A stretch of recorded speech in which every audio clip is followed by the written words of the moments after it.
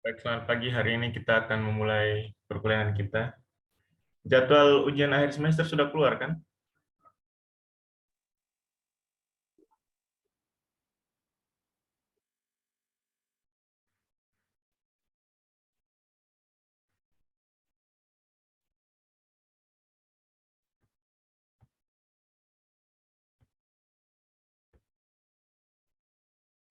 Bisa terlihat di layar kalian?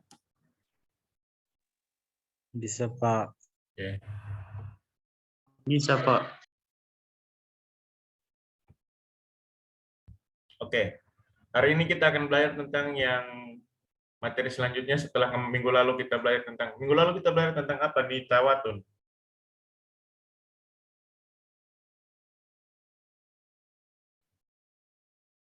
Minggu lalu tentang apa? Korelasi, Pak. Korelasi. Oke, berarti hari ini.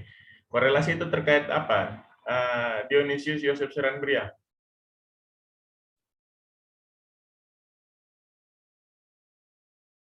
Dionysius.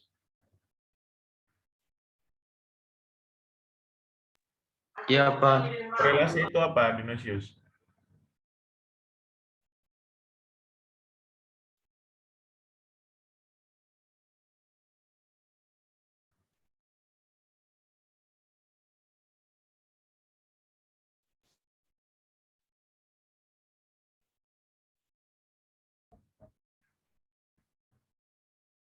Halo, Dionysius. Bisa dengar saya?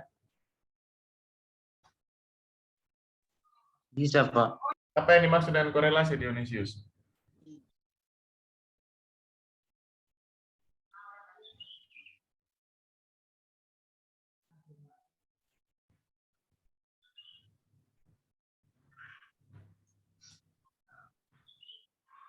Sudah kerja tugas belum, Dionysius? Sudah, Pak. Sudah. Kalau sudah pasti tahu. Karena di situ harus dijelaskan. Hubungan timbal balik atau sebab akibat secara Oke. sempit pada Hubungan, ya. punya suatu. Iya. Oke. Nah, pada hari ini kita akan lanjut pada materi yang namanya regresi. Kalau korelasi itu hubungan, regresi itu hubungan yang saling mempengaruhi. Di sini sebuah pengantar atau an introduction itu tertulis seperti ini. Tolong dibaca Claudius Yovandi Boy. Ya, Pak. Tolong dibaca. An introduction. Yang pertama, regresi linear sering digunakan untuk melihat nilai prediksi atau perkiraan yang akan datang. Yang kedua, apabila X dan Y mempunyai hubungan, maka nilai X yang sudah diketahui dapat digunakan memperkirakan Y. Yang ketiga, perkiraan mengenai terjadinya suatu kejadian atau nilai variabel untuk waktu yang akan datang, seperti prediksi produksi 3 tahun yang akan datang, prediksi harga bulan depan, ramalan jumlah penduduk 10 tahun mendatang, ramalan hasil penjualan tahun depan. Ya. Sudah, Pak. Ya, terima kasih Claudius. Jadi regresi ini sering digunakan untuk melihat nilai prediksi atau tahun depan. Contohnya, apakah menurut kalian ada hubungan antara jumlah pernikahan dengan populasi penduduk atau pertumbuhan penduduk?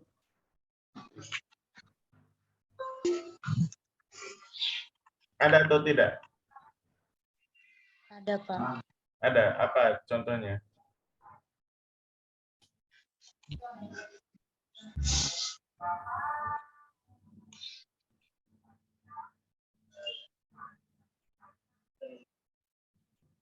Yang tadi menjawab ada siapa? Wiwin.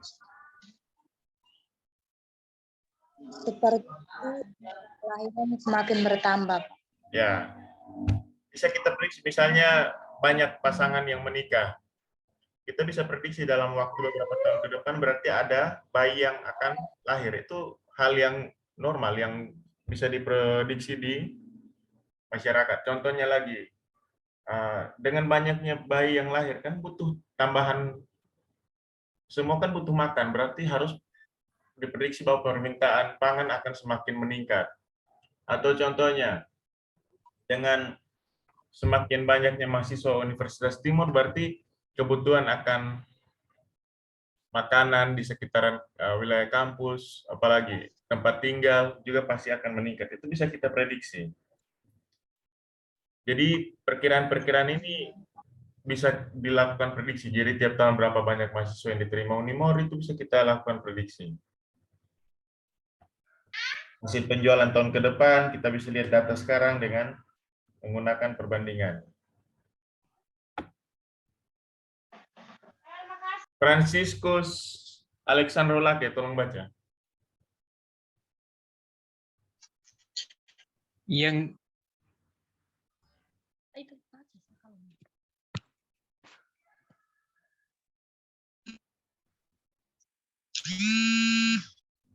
Pak, mulai dari ramalan ini. Tidak, dari sebelumnya, silakan. Ya dari ramalan, karena iya. sekarang tampilannya ramalan. Kamu tidak perhatikan berarti. Kemarin ramalan mengetahui sesuatu kejadian baik secara atau akan turun hujan, akan terjadi perang, akan lulus ujian. Yang kedua, kualitatif produksi padi akan mencapai 16 juta ton. Indeks harga 9 bahan pokok nilai 10%. Penerimaan defisit turun 5%. Yang ketiga, melakukan peramalan adalah dengan menggunakan garis regresi. Sudah, Ya. Pak. Jadi ramalan itu ada dua ya. Jadi ada dua, secara kualitatif maupun kuantitatif. Kalau kualitatif itu contohnya kita lihat awan mulai hitam, mendung. Jadi kita meramal, oh sedikit lagi atau tidak lama lagi dalam waktu dekat akan terjadi hujan. Atau kita lihat kondisi di beberapa tempat mungkin rawan konflik. Kita tanya, oh kamu sudah kelas berapa? Kelas 3 SMA, oh berarti tidak lama lagi sudah jadi mahasiswa ya. Atau karena kalian persiapan baik untuk ujian, kalian bisa tahu, saya pasti lulus ujian. Nah, itu kualitatif, karena berdasarkan kualitas. Tapi juga ada yang berdasarkan kuantitatif atau numerik, atau berdasarkan hasil perhitungan. Contohnya, produksi padi akan mencapai 16 juta ton itu di mana dapatnya? Ya dari pengambilan data. Kita lihat jumlah lahan yang ditanami, berapa banyak bibit yang tersalurkan, pupuk. Jadi bisa diprediksikan bahwa akan ada terjadi produksi padi sebanyak 16 juta ton.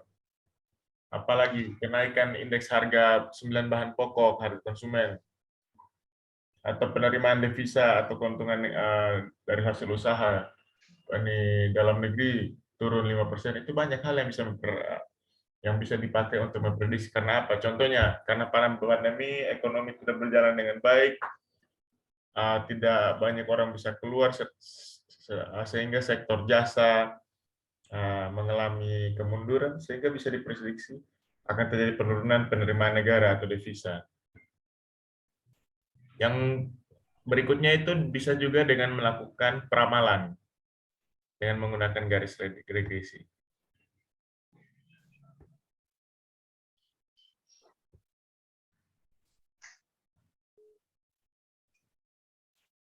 Melinda Natalia Pia, tolong baca.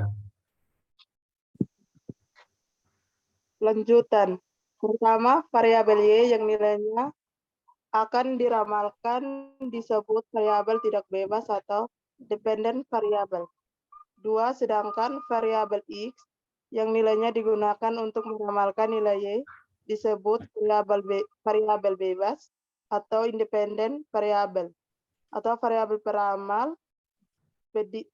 prediktor, dan seringkali disebut variabel yang menerangkan atau explanatory. Ya. Sudah, Pak. Ya, terima kasih. Jadi ada yang namanya variabel tidak bebas, ada independent variable. Kalau tidak bebas itu artinya apa? Joseph Cavasso. Kalau sesuatu yang tidak bebas itu maknanya apa?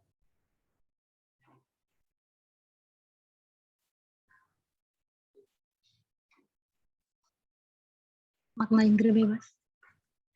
Siapa yang mau jawab? Tidak bebas artinya tidak dikasih batasan begitu, Pak. Ya, bisa saja terikat, bisa saja tidak bebas, artinya dibatasi. Sedangkan ada juga variabel yang bebas, artinya mau melakukan apa saja tidak dibatasi. Nah,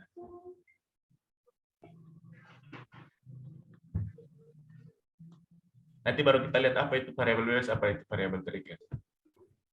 Nah, ini ada dua gambar. Gambar ini ada X dan Y, namanya variabel X dan variabel Y. Variabel X itu adalah variabel independen. Independen artinya bebas, independence, merdeka. Dan ada variabel Y. Variabel ini variabel dependen atau terikat. Artinya apapun nilai Y ini tergantung pada nilai X. Contohnya, harga padi ditentukan oleh apa? Ditentukan oleh X. Ada X berapa? X1 mungkin tenaga kerja, X2 luas lahan, X3 apa? Harga pupuk, jumlah pekerja, dan lain-lain. Jadi kita bisa memperoleh hasil panen karena banyak faktor yang mempengaruhi hasil panen tersebut, termasuk apa? Cuaca, gangguan hama, penyakit, dan lain-lain. Jadi banyak faktor yang mempengaruhi apakah tahun ini panen kita bagus atau tidak. Kira-kira bisa paham di situ tidak? Bisa, Pak. Ya, kalian kuliah banyak faktor juga kan? Pertama, kemauan diri sendiri, itu kualitatif. Berikut, apa lagi? Faktor biaya atau mendapat beasiswa, pembiayaan. Yang ketiga, faktor semangat belajar tidak. Ada juga yang orang tuanya mampu, tapi anaknya atau mahasiswanya tidak semangat belajar. Nah, tapi ada juga yang orang tuanya prasejahtera atau pas-pasan, tapi anaknya tersebut semangat belajar. Itu banyak faktor yang menentukan. Tidak selamanya masalah ekonomi saja bilang, oh orang tuanya punya sapi banyak. Tidak, bukan. Tergantung dari diri sendiri. Jadi ada faktor dalam dan faktor yang ada dari luar. Nah, analisis regresi digunakan untuk mengetahui bagaimana variabel dependen dan kriterium dapat diprediksi melalui variabel independen atau prediktor. Secara individu, dalam hal ini bisa dikatakan parsial maupun secara bersama-sama atau simultan. Nah, ini ilustrasi hubungan positif. Minggu lalu kita sudah belajar tentang korelasi dan itu kan ada positif itu mulai dari lemah, menengah sampai kuat. Begitupun hubungan negatif dari lemah, sedang sampai kuat. Nah, ini ilustrasi hubungannya yang positif, kalian bisa lihat. Franciscus, matikan mikrofon kamu. Kalau supaya kami tidak tahu kamu sedang makan. Oke. Saya belum sarapan, jadi kalau ada yang makan saya bisa-bisa batalkan kuliah karena saya juga lapar. Oke, kita lanjutkan. Pupuk ini punya pengaruh terhadap produksi secara positif. Kalau pupuknya sesuai dosis, sesuai tepat waktu, tepat dosis, ada 5 tepat yang lainnya, itu pasti diperkirakan positifnya, produksinya akan meningkat secara positif. Berat, semakin berat sesuatu tekanannya semakin besar kan? Coba kalian lihat, kalau kalian ditindih dengan karung atau beban yang semakin berat, pasti tekanannya semakin besar. Nah, badan terpengaruhi dengan berhubungan positif dengan darah. Nah, ini yang negatif. Jumlah asetor, jumlah kelahiran. Tahu asetor? Ada yang tahu asetor? Tidak, Pak. Alat kontrasepsi. untuk misalnya pil KB, suntikan, kondom, dan sebagainya. Jadi kalau kita memakai atau jumlah aseptor yang dipakai semakin banyak, kan jumlah kelahiran menurun. Untuk mencegah ini kan aseptor ini untuk mencegah kehamilan. Yang berikut, harga suatu barang dan permintaan. Ini kenapa hubungannya negatif? Kalau harga suatu barang dan permintaan barang itu, kenapa hubungannya negatif? Ada yang tahu? Ada yang bisa berikan contoh?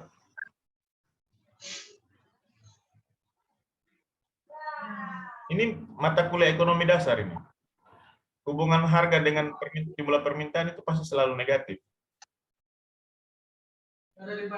Untuk barang normal ya. Ada yang bisa jelaskan? Maria Novriana Lalisuk.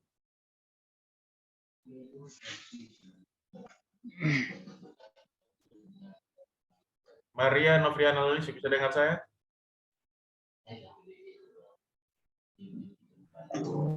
Ya, Pak. Ya.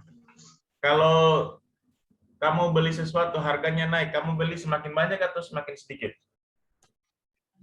Semakin sedikit, Pak. Coba kamu jelaskan sekarang. Harga suatu barang itu ilustrasinya hubungan negatif dengan permintaan barang.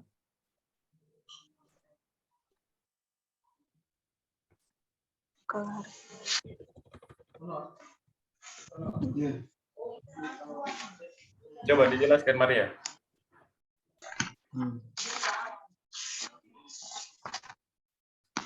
Atau ada yang bisa bantu Maria untuk menjelaskan?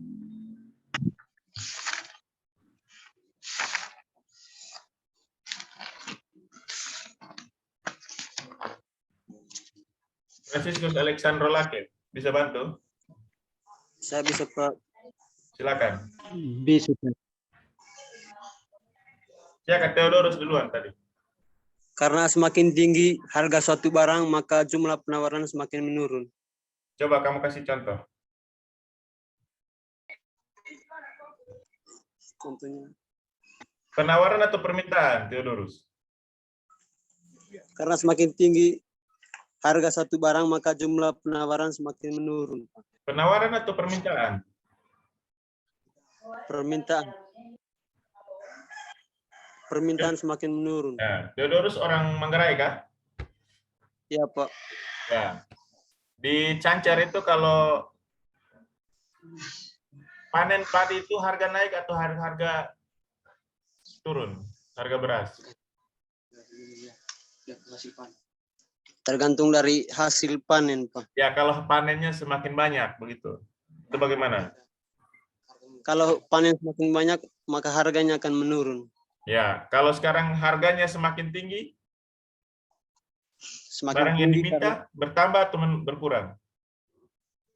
berkurang. Berkurang. Bertambah. Siapa yang bilang bertambah?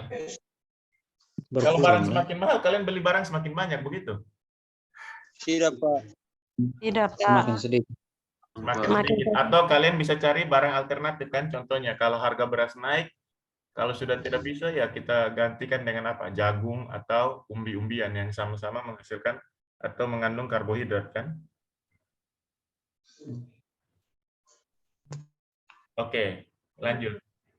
Nah, ini contohnya hubungan yang kuat. Hubungan yang kuat itu dia positif, dia bergerak dari titik nol naik ke atas, tapi dia tidak terlalu berlebar, dia tetap fokus. Contohnya kalau dia berkisaran di angka yang berdekatan. Nah, ini juga hubungan positif, ini hubungannya negatif. Tapi kalau hubungan yang lemah, kalian lihat jaraknya cukup lebar kan, baik yang positif ke atas ataupun yang negatif yang turun ke bawah. Jadi kalau kalian punya teman yang erat itu biasa disebut close friend, teman dekat. Kenapa kalian bisa bilang dekat? Itu karena jarak antara kalian dengan mereka, dengan teman tersebut tidak jauh atau keluarga dekat, keluarga inti. Beda dengan ini mungkin contohnya keluarga yang sudah jauh, jarang komunikasi dan sebagainya. Nah, ini yang tidak ada hubungan, tidak ada pola, kalian lihat, asal-asalan saja. Kita tidak mengerti dia terbentuk, dia hanya menyebar saja. Memang indis ini rapat, tapi tidak mempunyai kejelasan apakah hubungannya itu positif atau negatif. Nah, ini ada jenis analisis regresi. Prinsipnya hampir sama seperti yang minggu lalu kita pelajari di korelasi. Y ini apa? Y itu nanti ada angka-angkanya. A ini parameter, B ini koefisien, X itu yang variabelnya. Ini regresi sederhana. Kalian bisa mengetahui regresi sederhana karena variabelnya cuma satu, X-nya sudah hanya satu. Sedangkan regresi berganda itu X-nya ada banyak. 1, 2, 3, bahkan bisa tidak terbatas jumlahnya, lebih dari ini. Ini hanya yang bisa dihitung dengan manual, jadi ditampilkan seperti ini. Nah, ada regresi yang tidak linear. Ini kan linear. Kata kerja linear. Linear artinya lurus, satu garis. Tapi kalau regresi yang tidak linear, ini contohnya regresi kuadratik. Kuadratik apa? Ada kuadrat.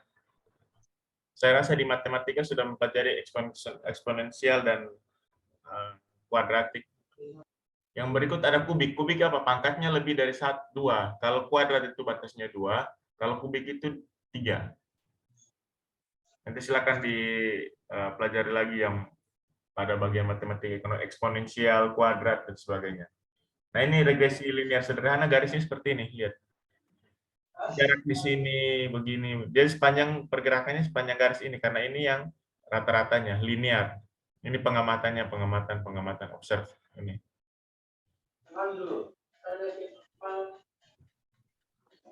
Jadi variabel X itu variabel independen kesekian, Y itu variabel independen kesekian, jadi formulanya seperti ini. Karena dia regresi linear sederhana, jadi variabelnya hanya satu X saja. Ini A itu beta, alfa, itu parameter yang belum diketahui nilainya. Nanti dihitung untuk diketahui nilainya. Nah, ini sudut. Ini error, sesuatu yang di luar dari prediksi kita, sedangkan di bagian bawah, ini adalah sesuatu yang kita amati, observe namanya. Setelah itu ada ini, Y hat ini parameter dari populasi variabel independen, X ini variabel independen. Dari garis regresi sampel diperoleh error I sama dengan YI kurang alpha hat tambah beta hat XI. Dan ini jumlah dari error itu dikuadratkan sama dengan jumlah dari YI atau variabel dependen dikurangi dengan parameter tambah BXI. Nanti kita lihat cara hitungnya. Nah, ini untuk mendapatkan parameter rumusnya seperti nanti kalian lihat ada variabel X, jumlah variabel X kali Y dikali jumlah variabel X dikali jumlah variabel dibagi jumlah dikurangi dengan jumlah populasinya. Maksud saya begini. Jumlah dari variabel X kali Y kurang dengan perkalian antara sigma variabel X dan sigma variabel Y yang dibagi dengan total responden atau jumlah sampelnya. Ini namanya metode kuadrat terkecil atau saya lupa istilah apanya. Saya lupa istilahnya, intinya metode kuadrat terkecil. Ordinary least square, OLS. Sorry. Ini untuk menghitung parameternya. Sama ini bukan lagi yang dari sampel tapi yang dari populasi. Nah, pengujian terhadap model regresi itu ada dua, yang secara parsial, itu artinya 1 lawan 1, atau dengan menggunakan uji T. Cara membaca tabelnya sudah ada dalam pertemuan sebelumnya, dan ada uji F. Bagaimana menilai kesesuaian model? Itu namanya menggunakan koefisien determinasi atau persentase dari keragaman Y yang mampu dijelaskan oleh X. Artinya apakah variabel X itu mampu menjelaskan variabel Y? Nanti kita lihat kekuatannya dengan hitungan berapa persen kemampuan penjelasannya. Ini rumus umumnya. Dan nanti ada variabel Y, kalian hitung. Mungkin nilainya 1, 2, 3, 7, dan sekian. Nanti hitung totalnya berapa. Begitu pula X. Setelah itu kalian kali ini dapat berapa. Setelah itu X-nya dikuadratkan, Y dikuadratkan. Baru masukkan ke dalam rumus ini. Mari kita lihat contohnya, supaya lebih jelas. Nah, kalian lihat di sini. Ini ada matematika, variabel X, dan fisika Y. Jadi contohnya ini sepertinya adalah apakah nilai matematika itu mempengaruhi nilai fisika?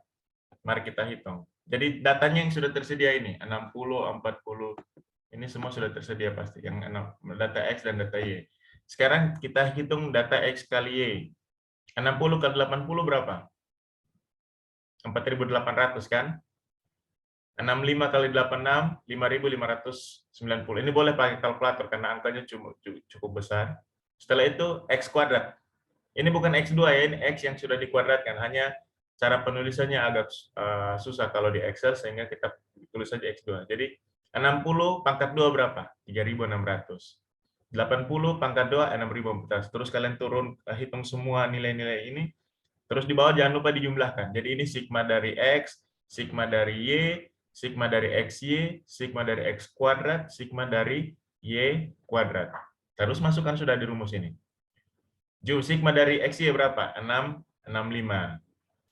Dikurangi sigma dari X saja. Sigma dari XY berapa? Sigma dari XY 53.305. Betul kan? Ini.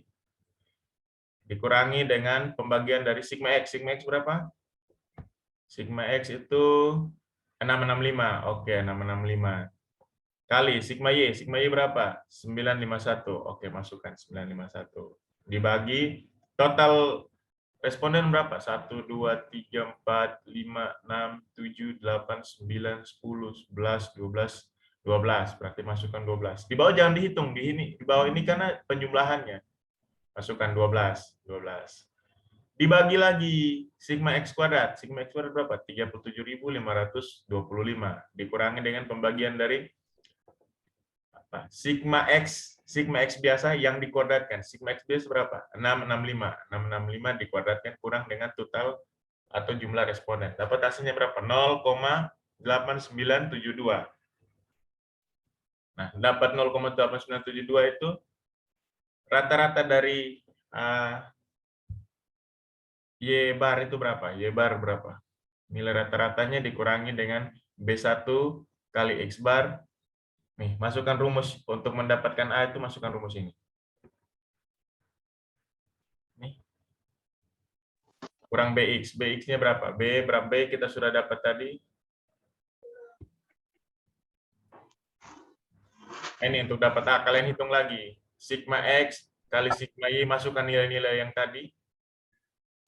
Nanti pasti dapat hasilnya seperti, nanti biasanya dapat hasilnya seperti ini. 29,53.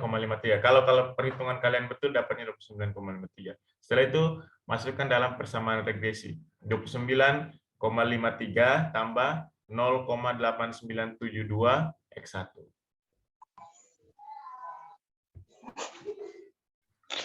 Nah, ini cara untuk menguji koefisien regresi dengan analisis varians.